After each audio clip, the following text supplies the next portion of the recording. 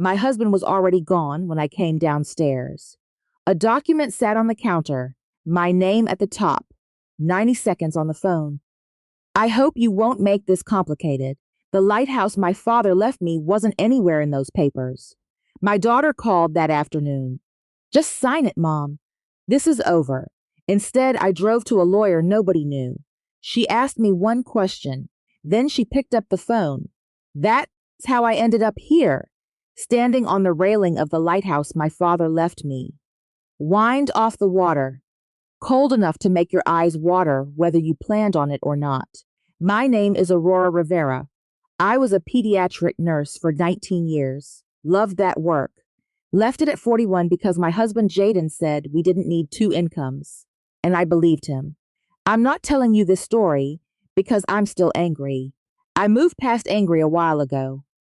I'm telling it because I spent 26 years thinking I was known by the person closest to me, and then found out I was only ever useful to him.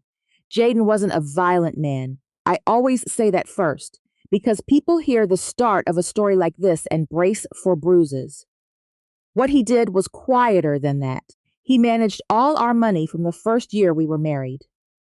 I didn't have a bank account in my own name. I kept a small green spiral notebook, drugstore brand, where I wrote down every dollar I spent on groceries because I knew he'd ask and I wanted to have the number ready. That notebook lasted almost exactly a year before I filled it. I threw it away when I moved out. I wish I hadn't. It would have told the truth in a way I could never have arranged myself. Do you have something like that from a hard chapter of your life? Something small, something you maybe tossed without thinking, that would have said more than you ever could.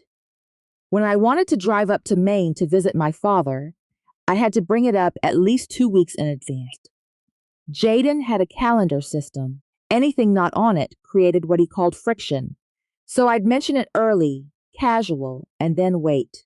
Usually he said yes. Sometimes he didn't. When my father died in the spring of 2019, Jaden told me we had plans that weekend that weren't easy to move. I drove up 4 days after the burial. I stood at the grave alone in the afternoon and didn't cry until I was back on the highway near the state line, where I knew no one could see my face. I've thought about that moment a lot since then, the things we save for when nobody's watching.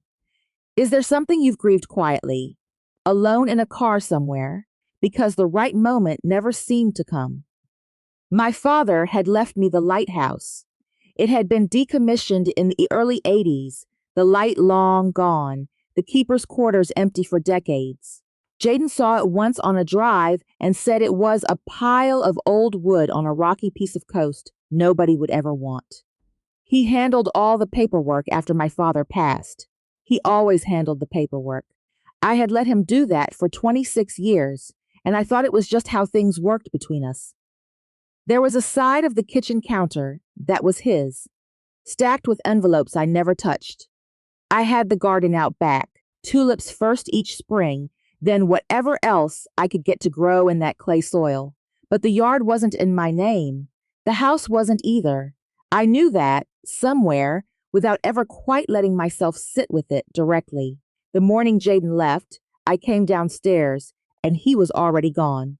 A document sat on the counter, on his side, with my name printed at the top in a font that looked very official and very final. I stood in my robe and read it once, then again. Then I called his cell. He picked up on the second ring, told me his attorney would be reaching out, said he hoped I wouldn't make things more complicated than they needed to be, and then said he had to go. 90 seconds. That's how 26 years ended. I read through the paperwork slowly that morning. The house, both cars, retirement accounts split down the middle. I read every page looking for the lighthouse, my father's lighthouse, the land he had arranged for me before he died. It wasn't there, not disputed, not flagged for later. Just absent. I told myself it was an oversight. I believed that for almost a full day. When you're reading something that matters, do you ever keep going over it hoping the words are going to change? Grace called that afternoon. She was my daughter. I heard something in her voice right away, a practiced steadiness, the tone of someone who has already decided what she's going to say and is staying on script. She told me Jaden had tried to be fair, that the paperwork was straightforward, and that the kindest thing I could do for everyone, including myself, was to sign it and move on. I looked out the window while she talked. The flower bed along the back fence was still bare from winter, just dark soil and a few dead stalks I hadn't cleared. I said I'd think about it. She said okay. The line went quiet. I stood at that counter for a long time after, phone in my hand, and something settled in me that I'd been avoiding for years. My name was not on the deed to that house. 19 years I had lived there. I checked into a motel about 20 minutes from town. One room, one suitcase. The carpet had been cleaned recently enough you could still smell the chemical in it. The heater rattled all night. No one called to check on me. Not a neighbor, not an old friend. Nobody. I existed in that room and nowhere else. One afternoon, I drove to a grocery store and just sat in the parking lot, engine off, the attorney's envelope on the passenger seat, where it had been sitting for 3 days.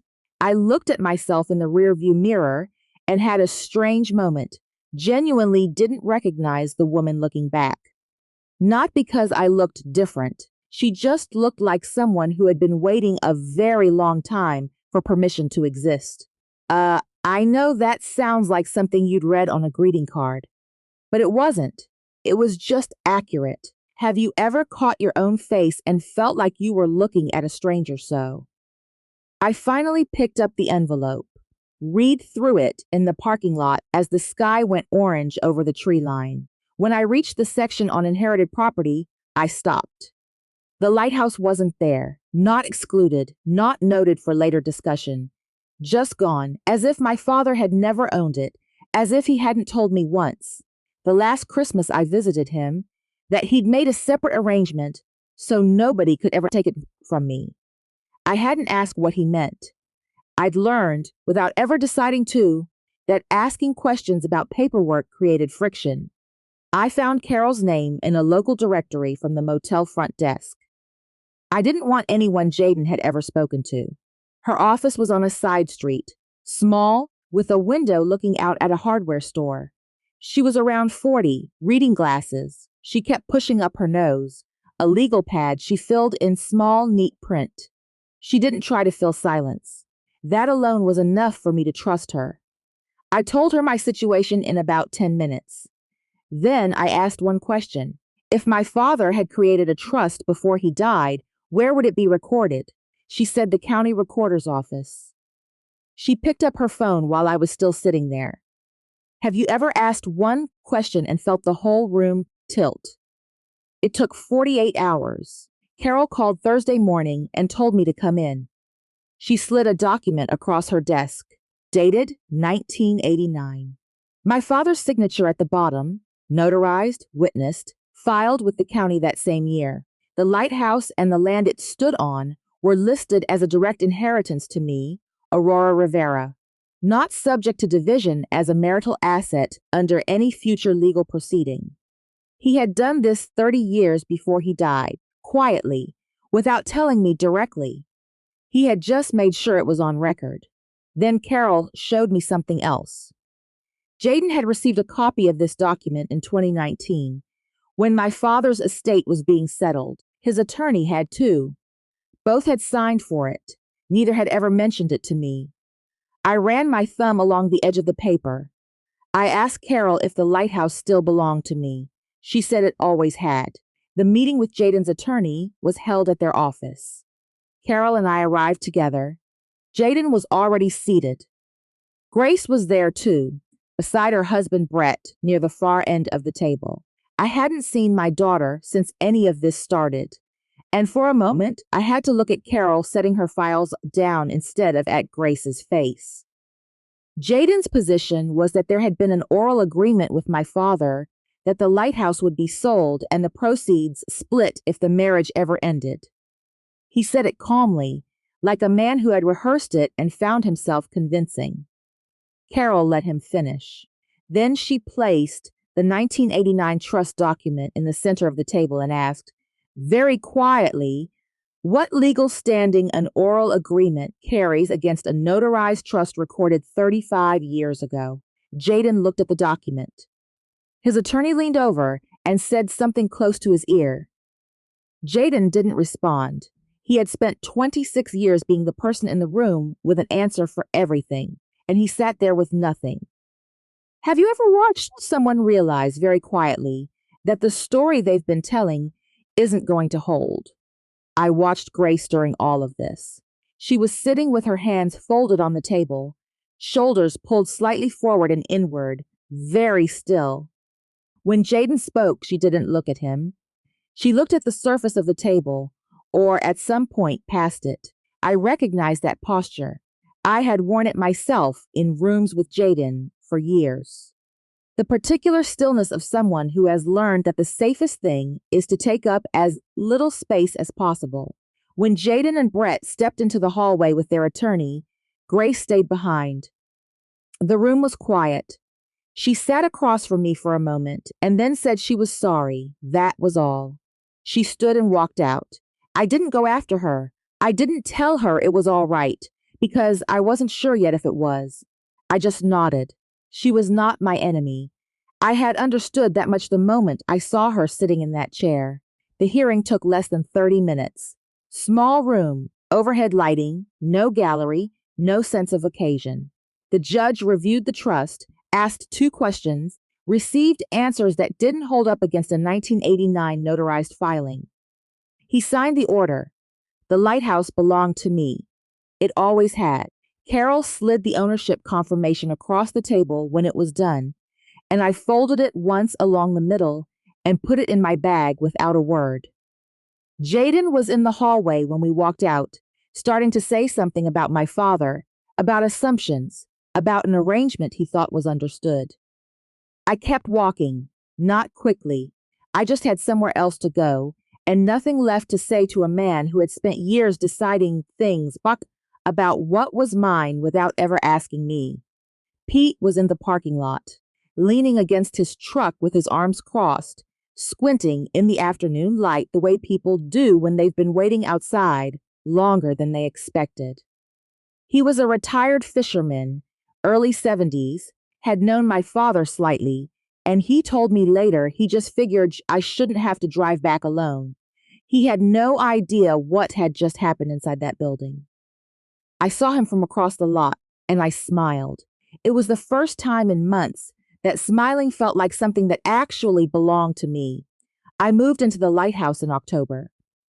Pete helped carry a toolbox and a box of books up the gravel path on a cold, clear morning. The first month I worked on what I could reach. The windows, a section of roof where water had been getting in, the old water line. My hands remembered how to be useful in a focused, methodical way, the same steadiness I'd used for 19 years in pediatric wards. On afternoons, when the sun came through the south-facing windows, I'd sit on the stone steps and drink my coffee even after it went cold, just looking at the water. I didn't think about anything particular during those times. That sounds like a small thing. It was not a small thing. I had not been allowed to think about nothing for 26 years. What does it feel like for you when you finally have a moment that belongs entirely to yourself? I found the logbook in the bottom drawer of the old desk, under a folded nautical chart and a tin of dried out rubber bands. 11 years of entries, 1971 through 1982, written in the same hand throughout. The keeper's name was Henry Rivera, a distant relative on my father's side that I hadn't known about until I saw the name on that page. Every entry was brief. The date, the weather conditions, any vessels visible from the tower, whether the beam had operated through the night without interruption. No complaint in any of it, no reflection, no sense of whether he found it hard or meaningful or lonely. He just showed up, recorded what happened, and did it again the next day. I read the whole thing in one sitting, cup of tea going cold beside me. When I finished, I sat there a while. Then I cried, not from sadness exactly.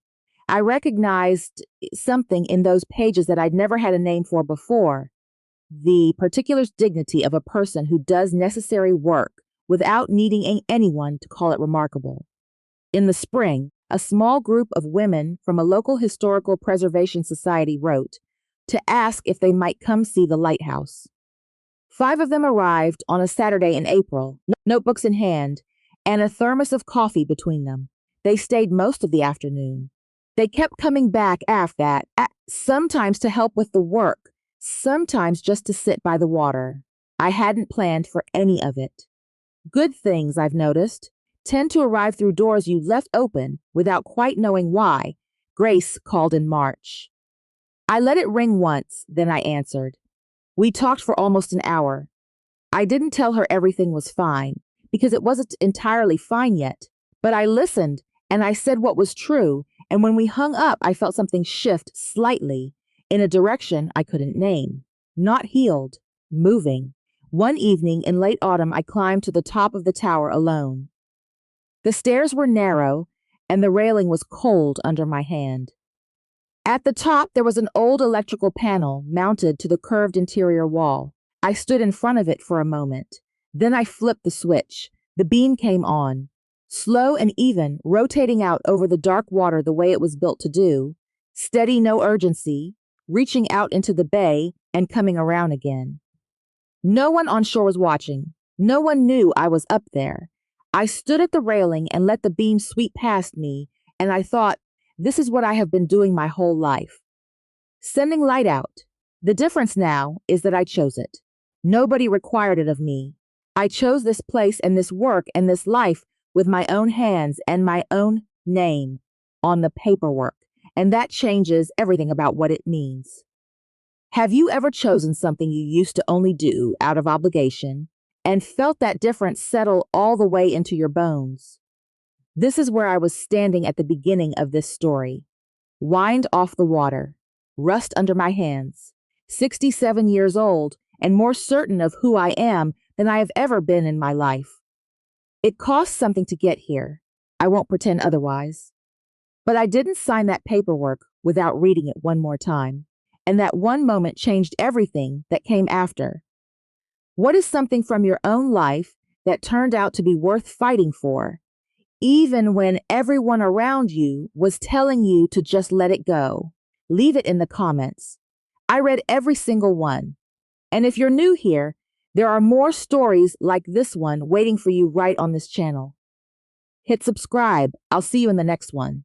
This story is a dramatized work intended to explore themes of family trust, personal boundaries, and emotional healing.